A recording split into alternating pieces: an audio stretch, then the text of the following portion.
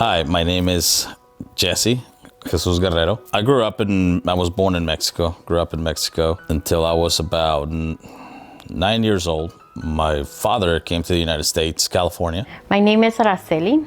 I was born in Mexico, but I was brought when I was really young. I was raised Catholic. I have a large family. There's 8 of us. One day I was walking and I saw Jesse walking with my cousin, which I was surprised, but you know, I thought he was a good-looking man, young boy, and I was like, I wonder who that is. I remember trying to play cool and not typical teenage boy.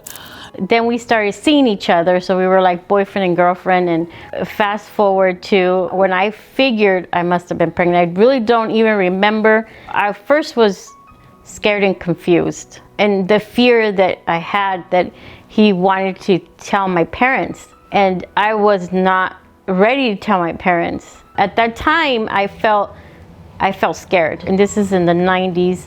There was a push about abortions, and at that time I was like, I'm not about for anybody to try to convince me to have an abortion. You know, we had an argument about this, and he left, and which I felt really relief. And when he came back to see me, and when I saw him, I was thinking, he came to tell my parents. In my mind, I had to figure out a way to make him go away. So when he came back outside, he told me, I told him I wanted to break up with him because I didn't want to be with him anymore. And he says, but why? Like, why would you do that? And I remember coming to ask her, what about our boy? And what about the baby? She said, this is not your baby. This is my baby. So you can understand the confusion.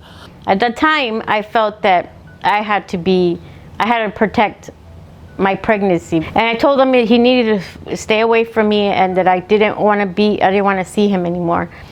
And I left. He didn't follow me, so he let me go. So I thought, oh good, this is going to be the end of it. I guess after the breakup is when I went south. I was truly in love with her and it really hurt. So I was trying to drown my feelings and trying to just drown my pain. And I started leaning towards drugs, alcohol, smoking. And then my mother sent me back to my uncle's and grandfather's house in Mexico, and which helped, made me realize and made me want to be more serious about doing something for myself.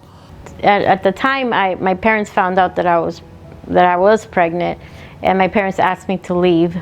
So I decided that I was going to do the best I can, go to school, do what I had to do, because my son, that was all he had, was me.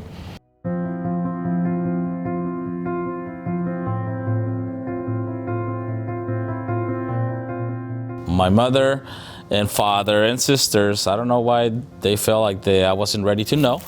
And I found out, so obviously I reached out. When Jesse calls me on the phone and tells me, and by that time my son was almost 11 years old, and he calls me and tells me, what is this? This is my son. And I don't know why I totally assumed that he had known all these years about my son, and he didn't reach out. And I just asked him to forgive me for the choices that I had made.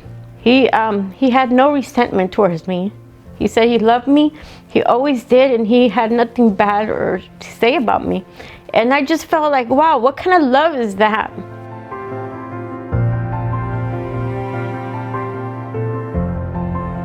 When my son was going to get ready to graduate, he graduated from a university in Cal Poly in California. I asked her, I'd like to meet you before anybody else because it's been a long time. And, I used to be crazy for you, and I would hate to act a fool and look ridiculous. I told him, yeah, we can meet. We'll meet in a place where it's neutral, where, where people are around. And I remember when I first saw him, I think we always loved each other. We just were really young when we first met. And I do remember seeing pictures of him and just feeling these butterflies in my heart. So we saw each other, and it's funny because how sometimes in movies there's where you have like tunnel vision when you see somebody. That's how I always felt when I would see him. It was like tunnel vision since we were young. And so we went on and we went to the graduation. And as time went by, we talked to each other more and more.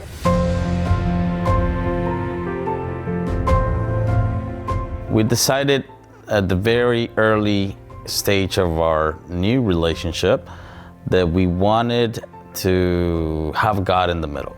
The plan was that I was gonna sell everything I had and move to California. But for some reason, I guess the right reason, we started talking and praying about it. And we prayed several times to the Lord to guide us and to tell us what was the best thing for us to do. He said, you guys need to go to Carolina.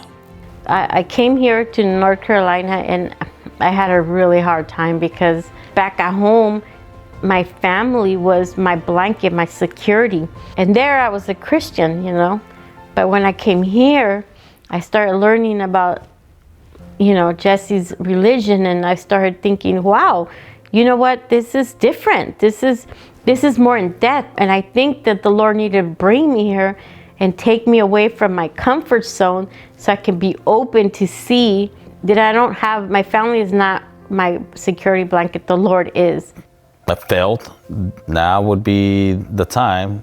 I want to bring you to my church, a church I went to when I grew up and haven't been in a long, long time. Araceli and Jesse, they started coming to the church, and they were here like 4 or 5 times, and every time they would walk in, we would do what we always do, you know. Very quickly, we all became very acquainted and became friends. The pastor, Chris, asked us if we would do Bible study. I felt so blessed because I said, gosh, how wonderful that he brought me to where I am now.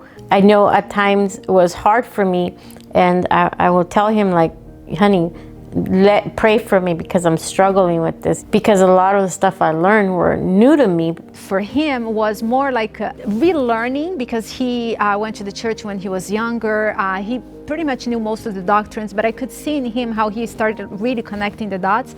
And for her was discovering things that were brand new. Every step he's taking to bring us here has been his work and nothing but him. To see Araceli and Jesse being baptized today, it just confirms what God has been doing in their life from the very beginning. It just brings so much joy for me to be able to witness this. This is a very, very special moment. So being baptized is not, it's the beginning of doing God's work and what he says that we're supposed to do. So being proactive.